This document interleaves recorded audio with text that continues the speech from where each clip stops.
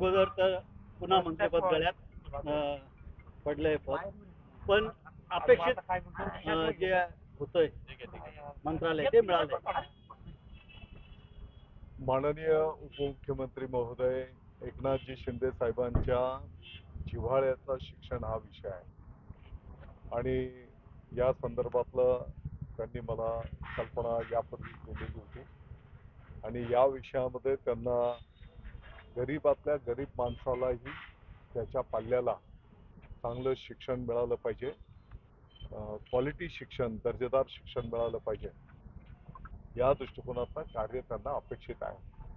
आम्ही सर्व मालेगावकर जीवाचं रान करू आणि संपूर्ण महाराष्ट्रातून एक गुणवत्तापूर्ण शिक्षण गरीबातल्या गरीब विद्यार्थ्यालाही त्या ठिकाणी मिळालं पाहिजे, या दृष्टिकोनातनं प्रयत्न करू. पण तुमच्या मनात हा शालेय शिक्षण मंत्रालय होतं का आणखी दुसरं? मला वाटतं की माझ्या मनापेक्षा उपमुख्यमंत्री महोदय, मुख्यमंत्री महोदयांच्या मनामध्ये काय विषय आहे ते जास्त महत्वाचं आहे आणि म्हणून त्या दृष्टिकोनातनं आम्ही सगळे मिळून कार्य करू. नवीन मंत्रालय आहे, काय आव्हानं, काय नवीन त्याच्यात रूपरेषा आणि काय आपण ठरवलंय, काय करणार? मला माहिती आहे या विषयामध्ये अनेक आव्हानं आहेत.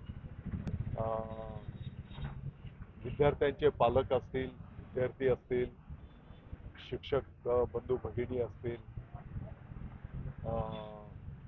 संस्था असतील, या सर्वांना विश्वासात घेऊन त्यांच्याशी चर्चा संपन्न करून यापूर्वीच्या काळामध्ये अनेक शिक्षक बांधवांनी भगिनींनी अतिशय चांगलं कार्य संपन्न केलेलं आहे.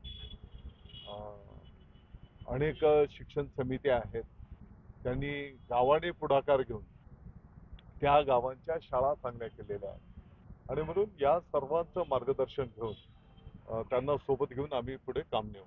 हप्त्याच्या शेवटच्या दिवशी मंत्रीपद डिक्लेअर करण्यात आलं. पालकमंत्री पदाचा तेढ हा जिल्ह्या राज्यभरात आज तसं प्रलंबित आहे. मला वाटतं की माननीय मुख्यमंत्री महोदय, दोन्ही उपमुख्यमंत्री महोदय चर्चा करून त्या ठिकाणी विषय पुढे नेत आहेत. 1-2 दिवस पुढे पाठीमागं होतात या गोष्टी, त्याच्यामुळे त्याच्यावर खूप काही भाष्य करणं काही कुंभमेळा आवश्यकता आहे नाही. आणि ज्या दृष्टीने पालकमंत्री पदाला महत्व आहे, पालकमंत्री पद तुम्हाला मिळावं अशी या संदर्भामध्ये पण माननीय मुख्यमंत्री महोदय, उपमुख्यमंत्री महोदय चर्चा करून निर्णय करतील.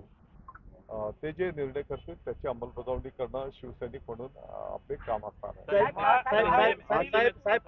अतिशय नम्रतेने सांगू इच्छितो की काल रात्रीच या विभागाची घोषणा मुख्यमंत्री महोदय, उपमुख्यमंत्री महोदयांनी केलेली आहे. तुम्ही बिलकुल काळजी करू नका. तुम्हाला नेहमीप्रमाणे रिझल्ट ओरिएंटेड काम दिसेल.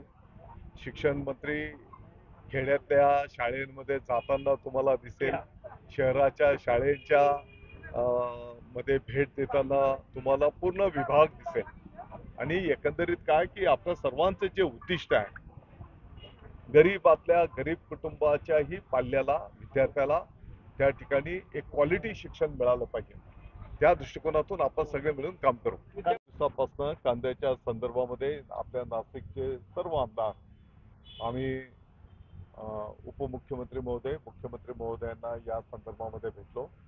केंद्राशी संपर्क साधून, संवाद साधून जी काही 20% निर्यातीचं जे काही टॅक्स आहे तो रद्द करणं अशी मागणी आम्ही केलेली आहे. मला वाटतं मुख्यमंत्री महोदय, उपमुख्यमंत्री महोदय केंद्राशी ऑलरेडी बोललेले आहेत आणि लवकरात लवकर हा निर्णय शेतकऱ्यांच्या हिताचा पदरात पाडू. सलग 5 वेळा